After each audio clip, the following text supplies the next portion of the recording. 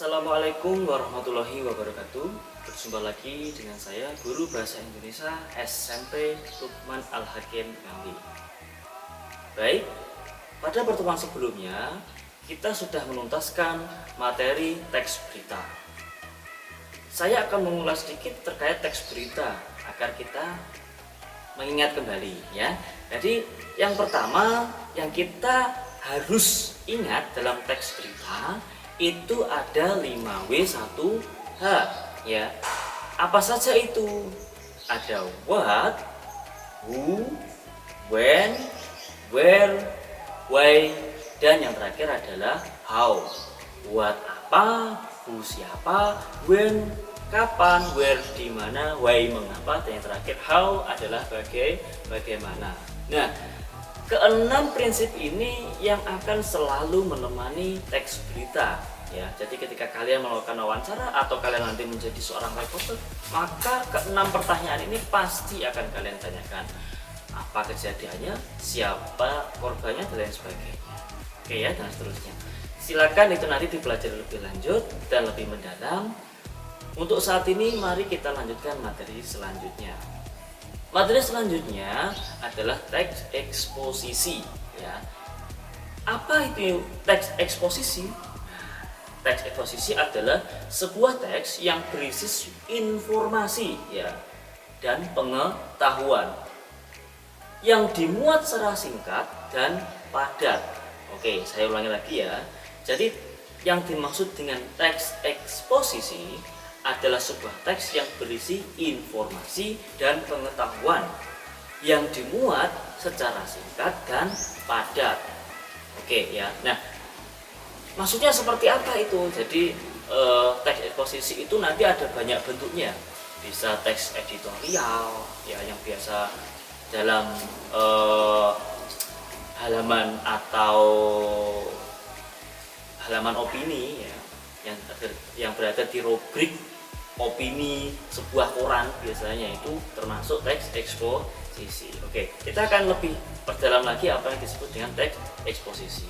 Nah, untuk mendalami teks eksposisi, maka kita harus mengetahui apa atau ciri-ciri daripada teks eksposisi. Nah, ciri yang pertama adalah teks eksposisi menjelaskan informasi-informasi pengetahuan.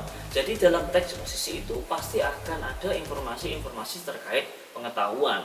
Jika kamu membaca kamu tidak merasa pengetahuan kamu tidak bertambah, berarti hal tersebut bukan merupakan teks eksposisi tentunya ya. Yang selanjutnya yaitu mengajak.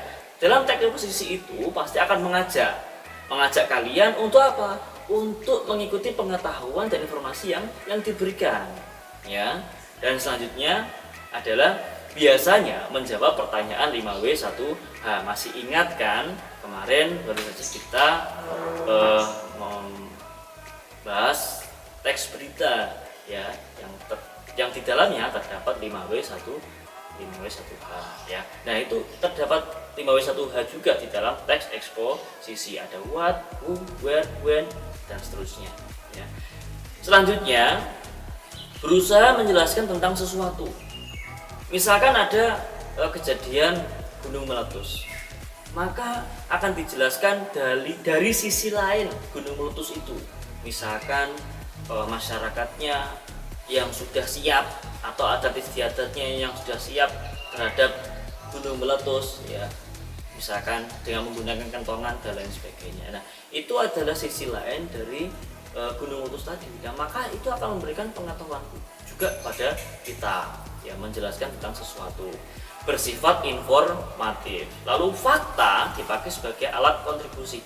Ingat, teks eksposisi itu akan terdapat fakta dan terdapat opini. Fakta itu adalah sebuah hasil yang dibawa dari lapangan. Opini adalah pendapat si penulis. Ingat-ingat ya. Yang selanjutnya, dalam teks eksposisi itu harus singkat, padat, dan akurat. Ya, tidak boleh membuat eksposisi itu berjilid-jilid, misalkan sampai sudah 2 halaman masih bersambung, sudah 7 halaman masih bersambung, ya nggak boleh. Jadi harus singkat, padat, dan akurat. Akurat itu artinya berarti tepat ya. Oke. Nah, Ciri-ciri berikutnya yaitu berusaha menjelaskan sesuatu ya. Tadi sudah saya jelaskan, fakta juga dipakai sebagai alat konkretasi. Konkret itu artinya nyata ya. Jadi fakta yang disuguhkan itu berasal dari lapangan secara langsung. Selanjutnya penyampaian secara lugas ya, dan menggunakan bahasa yang baku. Jadi yang dipakai bahasa yang dituliskan di dalam teks eksposisi itu lugas atau tidak kaku ya, lugas atau tidak kaku, tetapi tetap menggunakan kaidah kebahasaan yang benar. Yang selanjutnya yaitu tidak memihak. Jadi teks eksposisi itu tidak boleh memihak. Misalkan kamu menulis tentang kesehatan ya, kamu memihak kepada WHO atau memihak kepada masyarakat ya, itu nggak boleh. Secara langsung kamu menyatakan diri bahwa saya memihak WHO, nah itu tidak boleh ya. Kalau mungkin dalam tulisan seolah-olah kamu memihak pada WHO atau kepada masyarakat, itu nggak apa-apa secara tulisan ya. Jadi secara tulisan kok kamu condong kepada WHO nggak apa-apa, tapi tidak boleh langsung menyatakan bahwa saya memihak pada WHO. Ini misalkan saja, atau memihak kepada pemerintahan atau memihak kepada bapak ibu saya ya. Misalkan seperti itu, nggak boleh menyatakan semacam itu ya. Jadi boleh secara tulisan, secara tidak langsung, tapi kalau secara langsung tidak boleh. Selanjutnya yaitu fakta ya. Fakta dipakai sebagai alat kontribusi ya. Artinya fakta di dalam teks eksposisi itu sangat berpengaruh. Dari mana kamu memperoleh fakta itu? Fakta itu benar enggak? Jangan sampai kamu menghadirkan fakta yang sebenarnya itu adalah opini kamu.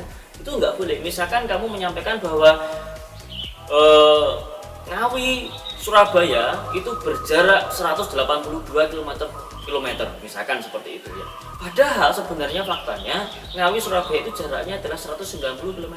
Nah, itu adalah opini kamu sebenarnya, tapi kamu seolah membuatnya itu sebagai fakta. Itu tidak boleh. Ya, yang dimana fakta harus berasal dari lapangan, benar-benar nyata dari lapangan, dan tidak dibuat-buat atau tidak dimanipulasi. Paragraf preposisi umumnya menjawab tentang askadimega. Baik ya, jadi itu ada beberapa ciri-ciri teks eksposisi yang harus kalian pahami ya. Nah, ciri-ciri tersebut tidak selalu ada semuanya ya. Mungkin ada satu ciri yang tidak ada dan ada satu ciri yang ada. Jadi tidak semuanya harus ada. Oke ya. Nah, berikut adalah contoh teks eksposisi. Oke ya, saya akan membacakan sekilas. Secara umum dapat kita pahami bahwa fungsi makanan adalah sebagai fungsi energi tubuh makhluk hidup, khususnya manusia.